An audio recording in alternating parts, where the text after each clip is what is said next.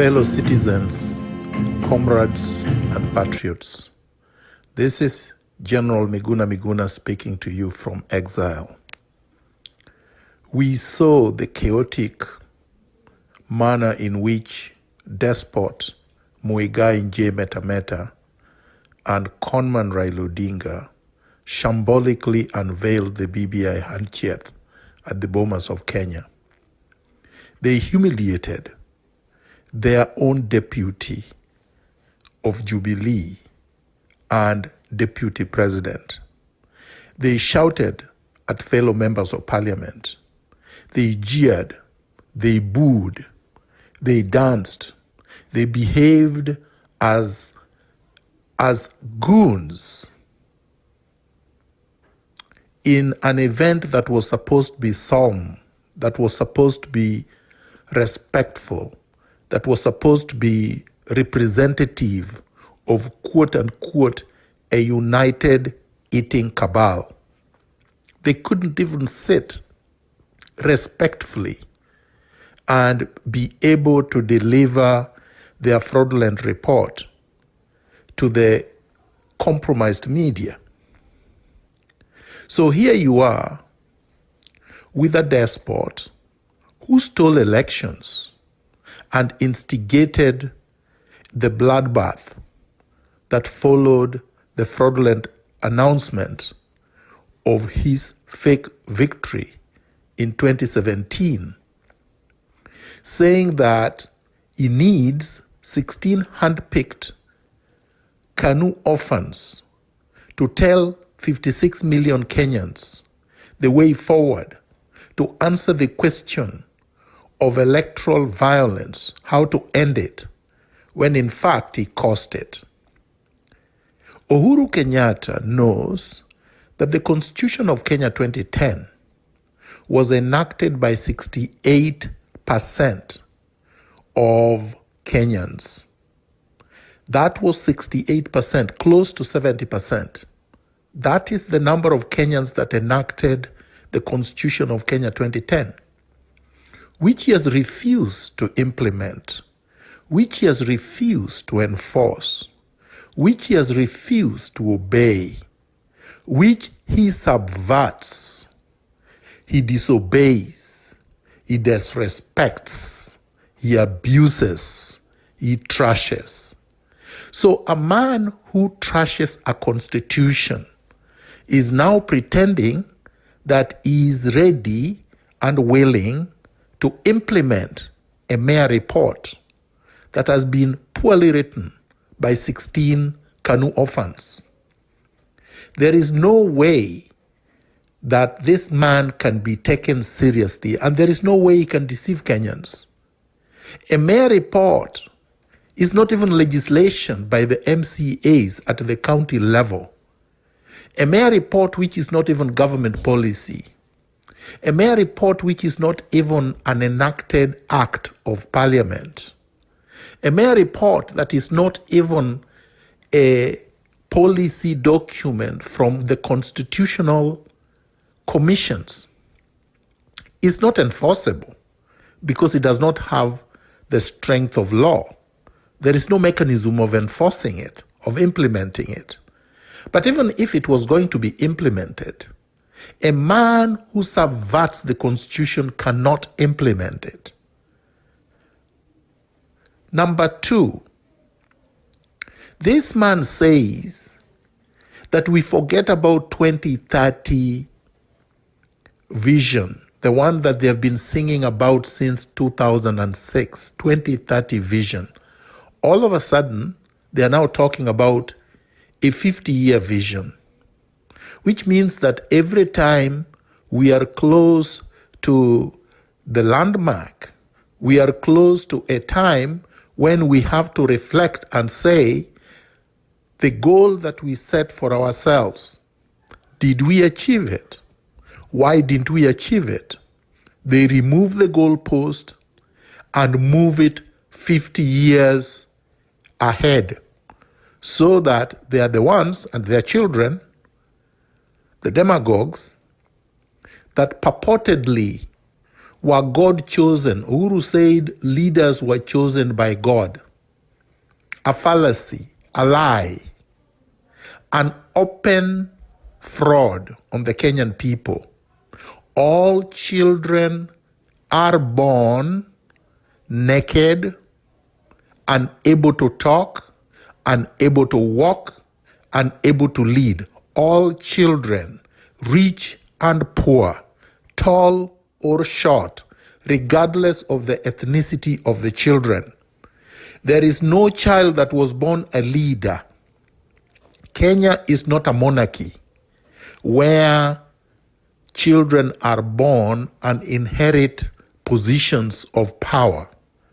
If Uhuru Kenyatta's thought is that when he says that, we are going to think that his family, the Moi family, the Odinga family, are automatic leaders, we are telling him no. But I want to tell patriots this. This report was a trick, was a ploy, was a game, was a red herring. The Luo say a red herring is a fish that is a decoy for the most vicious animals in water.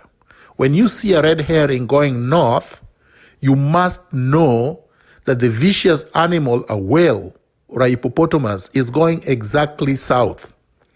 The reason why this BBI handshake was delivered in the manner in which it was is because it was changed. A day before Bomas, the compromised media announced that the president was going to be for 7 years, one term. That's what they said was in the BBI report that had purportedly been delivered to Uhuru J. Meta at State House. Yet, at the Bomas of Kenya, the report that now has been distributed to the people says that the so-called president is a monarch that will have 2 terms and will lead everybody, including parliament, the judiciary, the civil service, all institutions of government.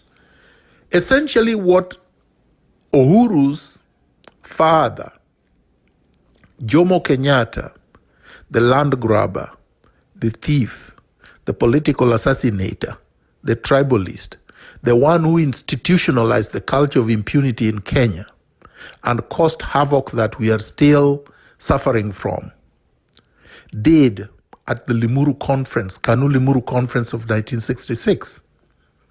He destroyed KANU, a nationalist liberation movement, kicked Raila's father from KANU, and used Mboya to choreograph a constitutional change that made him from a representative elected prime minister into a monarch, calling himself president. Kenyatta did that in 1966. Immediately after he did that, he killed Pio Pinto Gama, one of the most brilliant political strategists and ideologues Kenya has ever had. Immediately after killing Pio Pinto Gama, he turned his guns on Argueng's Kodhek, who was shot in his car that was made to look like a motor vehicle accident. Argueng's Kodhek, who had been Kenyatta's lawyer during the Kapenguria trials, was murdered by Kenyatta himself. He couldn't stand seeing a brilliant Kenyan that could be able to provide vision and transformative leadership for the country. Immediately he killed Argueng's Kodhek, he turned his guns on Tom Joseph Mboya, the most brilliant politician Kenya has ever had since independence. He killed Mboya in broad daylight. Then he turned his guns on every brilliant Kenyan that was progressive, that was socialist, that was transformative, that had vision. He jailed Tom Okello Dongo. He jailed Achieng' Oneko. He jailed Wasonga Sijeyo. He jailed Okuto Bala. He jailed Ochola Makanyengo. He jailed Bildad Kagia. He jailed even Jaramogi Oginga Odinga, Raila's father. He jailed all the leaders that were opposing the land grabbing, the tribalism, the political assassinations, and the transformation of KANU from a liberation movement to an ethnic, chauvinistic, corrupt, despotic political outfit. That is what Uhuru Kenyatta wants to do right now. He wants to make Kenya a one-party state, both de facto and de jure. In 1982, that's what Moi did after the failed attempted coup by Raila Odinga that led to the murder, the mass murder of 57,000 young Luos in the military. The entire Air Force was decimated and destroyed. The University of Nairobi and Kenyatta University were decimated and destroyed. Tens of thousands of young university students were detained without trial, were tortured and jailed on trumped-up charges, were exiled, and were pauperized. That's the agenda that Raila Odinga, the conman, and Uhuru Kenyatta have for Kenyans. This is not good because they want to pretend that they are not happy with what was written by their own 16 hand-picked hacks in the BBI report so that they could say that they are taking it to the people so that they can organize through Matiang'i, through Kibicho, through the National Security Intelligence, through the provincial administration, choreographed crowds to change, to mutilate what they had already presented so that they can create the position of prime minister with a lot of power for Uhuru Kenyatta so that Uhuru Kenyatta can become the Putin of Kenya. That is what is on take. And because these new proposals will present fundamental restructuring of the executive, they would require referendum. That referendum, the so-called BBI referendum, will be used by Raila Odinga and Uhuru Kenyatta to whip up their zombies so that they can create a new political outfit, probably called the BBI Party of Kenya, so that they can mislead people that this is now the new nirvana, the new solution to all Kenya's problems. By the end of it, we would have spent 200 billion that could be used to hire hundreds of thousands to millions of young Kenyans who are unemployed, to provide clean running water to our most poor and deserving in slums, to provide housing for the most needy, to provide healthcare for the most needy. When we say this, they say Miguna has been hired by William Ruto. So the question is, Miguna opposed Uhuru Kenyatta's electoral fraud, which Uhuru Kenyatta committed with Ruto. Miguna fought so hard until they conspired and removed him from Kenya after they had tortured him, detained him without trial, refused to take him to court, destroyed his house with explosives, and sedated him.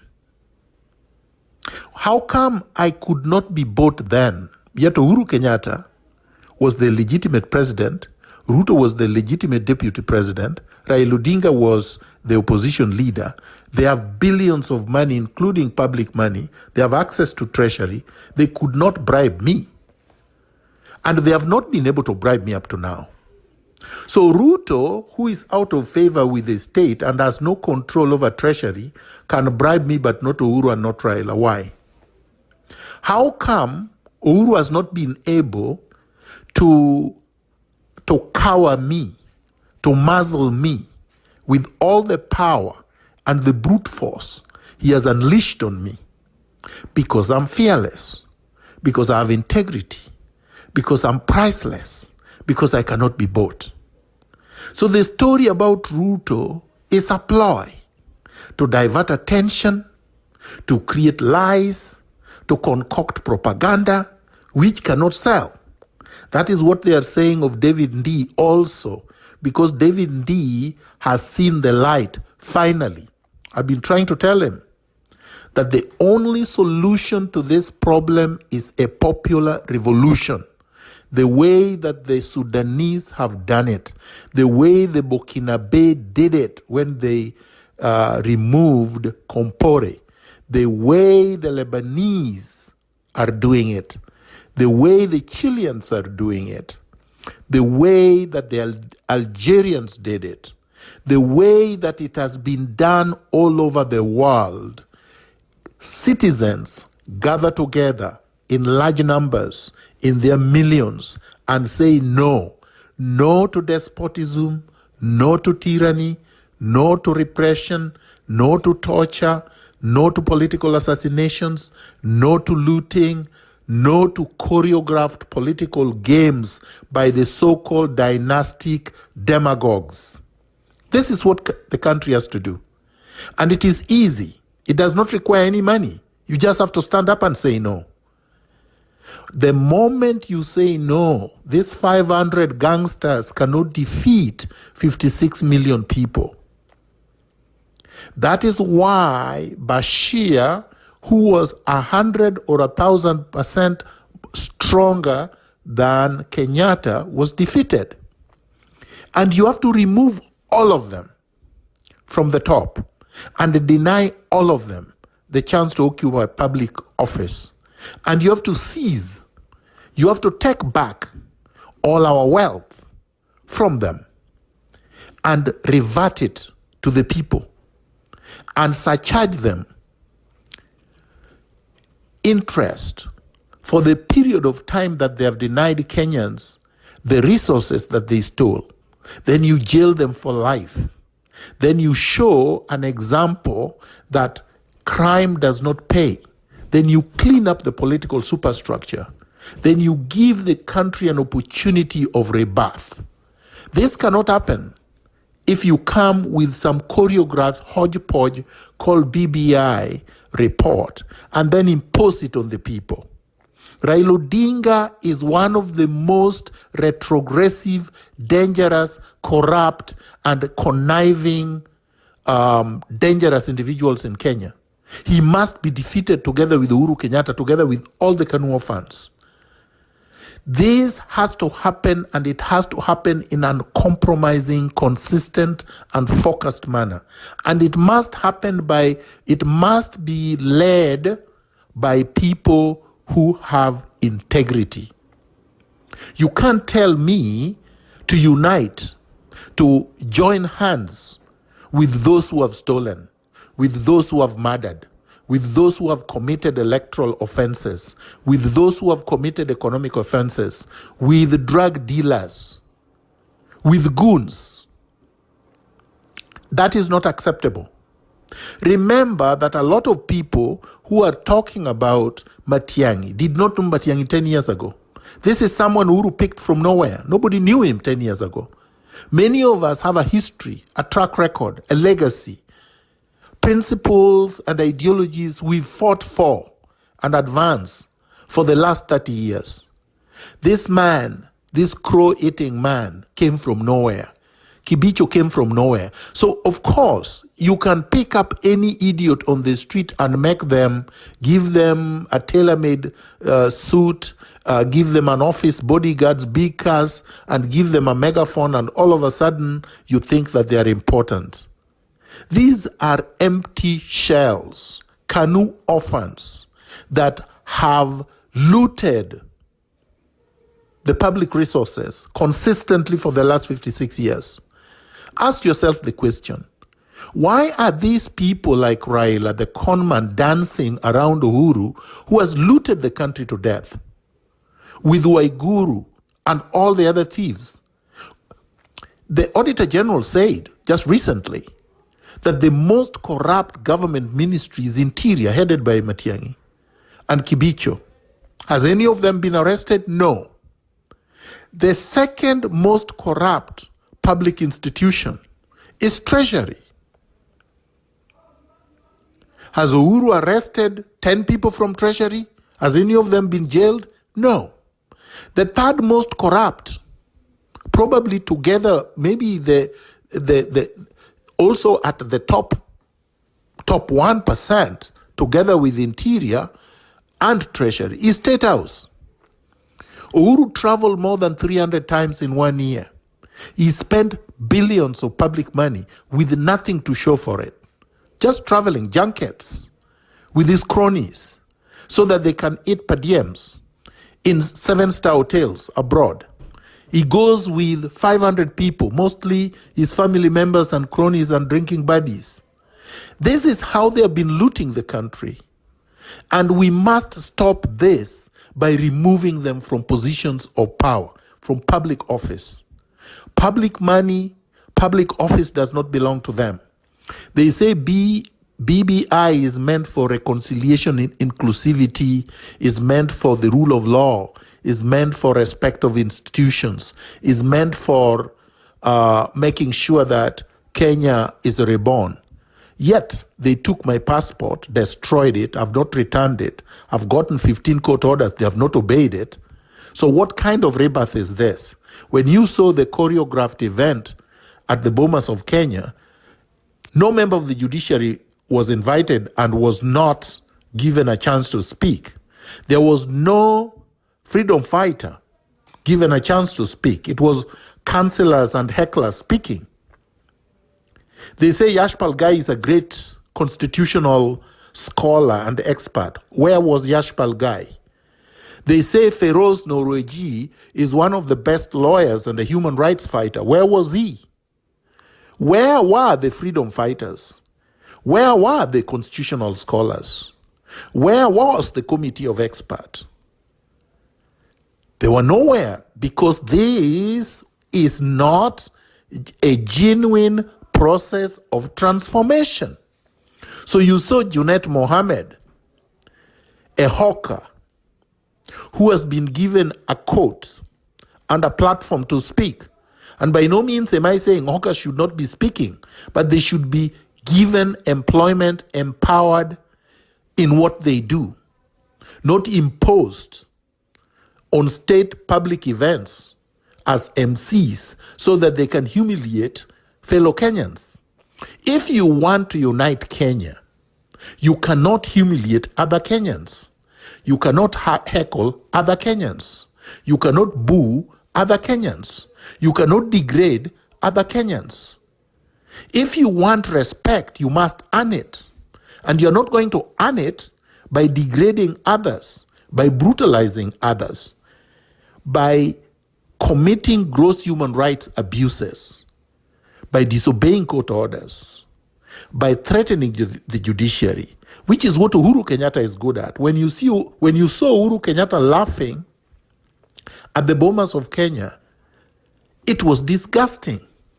He laughed like a teenager, a drunken teenager, in front of everybody, and made it look like he's so excited that people are abusing his own deputy that made him president twice, even if illegitimately.